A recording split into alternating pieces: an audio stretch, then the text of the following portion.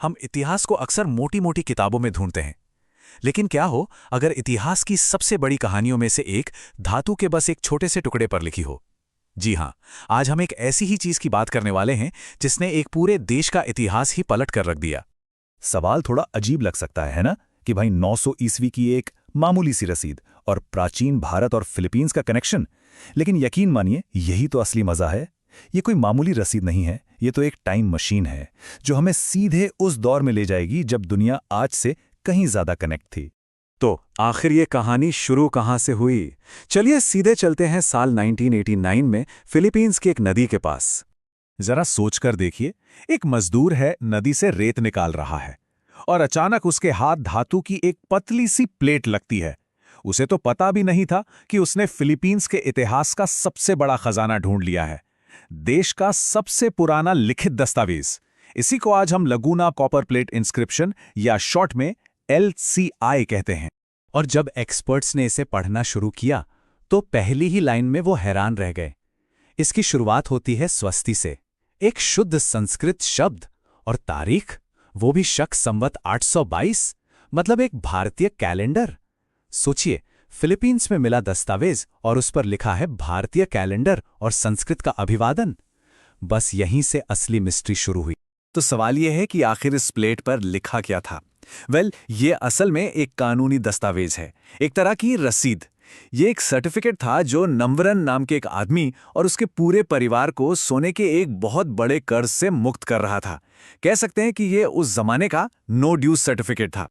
अब आते हैं इस कहानी के सबसे दिलचस्प हिस्से पर, कि आखिर कैसे इसकी भाषा और लिखावट ने एक बहुत पुराने भारतीय कनेक्शन का राज खोला। देखिए, इस प्लेट पर जो स्क्रिप्ट या लिपि इस्तेमाल हुई है उसे कवि लिपि कहते हैं। और कमाल की बात यह है कि कवि लिपि सीधे सीधे दक्षिण भारत की पल्लव लिपि से निकली है। ये कुछ वैसा ही है जैसे आज हम जो देवनागरी लिखते हैं वो ब्राह्मी लिपि से निकली है, मतलब एक डायरेक्ट लिंक है। स्क्रीन पर देखिए, ये कनेक्शन कितना साफ नजर आ रहा है। एक तरफ कवि लिपि के अक्षर हैं और दूसरी तरफ पल्लव लिपि के क, ग, प, म। ये अक्षर लगभग एक जैसे ही दिखते हैं, है ना? ये एक पक्का सबूत है जो दिखाता है कि कैसे ज्ञान और संस्कृति ने समुद्र पार करके भी अपना रास्ता बना लिया था। और बात सिर्फ लिपि तक ही सीमित नहीं है, शब्द भी वही कहानी कह रहे हैं। इस लीगल डॉक्यूमेंट में सेनापति, जयदेव, वैशाख जैसे कई संस्कृत के शब्द भरे पड़े हैं। इससे एक बात तो साफ हो जाती है कि संस्कृत उस समय सिर्फ पूजा पाठ की भाषा नहीं थी, बल्कि एडमिनिस्ट्रेशन और कानून की भाषा भी थी। तो हमने भाषा और लिपि की बात तो कर ली, लेकिन ये प्लेट सिर्फ भाषा के बारे में नहीं है। ये हमें उस दौर के विज्ञान और गणित की समझ के बारे में भी बहुत कुछ बताती है। चलिए उस तारीख पर वापस चलते हैं, शक युग 822। अगर हम इसे आज के कैलेंडर में बदलें तो ये तारीख है 21 अप्रैल 900 ईस्वी। मतलब ये बात साफ है कि उस समय फिलीपींस में लोग टाइम को गिनने के लिए कोई लोकल कैलेंडर नहीं, बल्कि एक बहुत ही एडवांस्ड इंडियन कैलेंडर सिस्टम का इस्तेमाल कर रहे थे। और यहां देखिए, ये टेबल पूरी कहानी को एक साथ दिखाती है। सोचिए, सिर्फ एक छोटे से दस्तावेज में हमें इंडियन नॉलेज सिस्टम्स के 3 बड़े सबूत मिल जाते हैं। पहला, कैलेंडर जो शक संवत का है। दूसरा, एस्ट्रोनॉमी, क्योंकि इसमें वैशाख महीने का जिक्र है। और तीसरा, माप तौल यानी मेट्रोलॉजी, क्योंकि सोने का कर्ज कटी और सुवर्ण जैसी यूनिट्स में मापा गया था। कमाल है। चलिए अब थोड़ा जूम आउट करते हैं और देखते हैं कि ये छोटी सी प्लेट एक कितनी बड़ी पिक्चर का हिस्सा है। इस डॉक्यूमेंट की एक और बहुत खास बात है, इसमें जावा यानी आज के इंडोनेशिया के मेदांग साम्राज्य का भी जिक्र है। और इसका क्या मतलब है?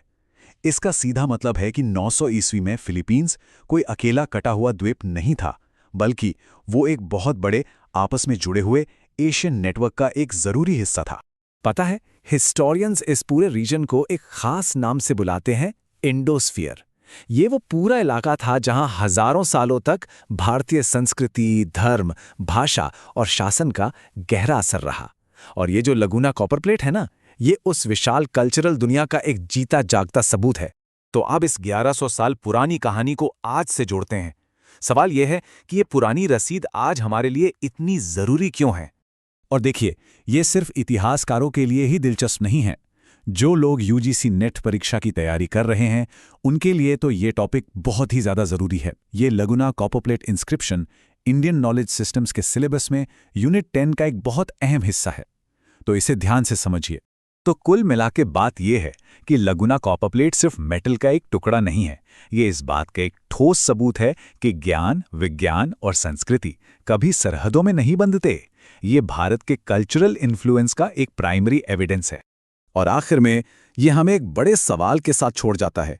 अगर नदी की रेत में दबी एक प्लेट हमारे इतिहास की पूरी किताब को बदल सकती है, तो जरा सोचिए, जमीन के नीचे और समंदर की गहराइयों में ऐसे और कितने राज दफन होंगे जो बस खोजे जाने का इंतजार कर रहे हैं।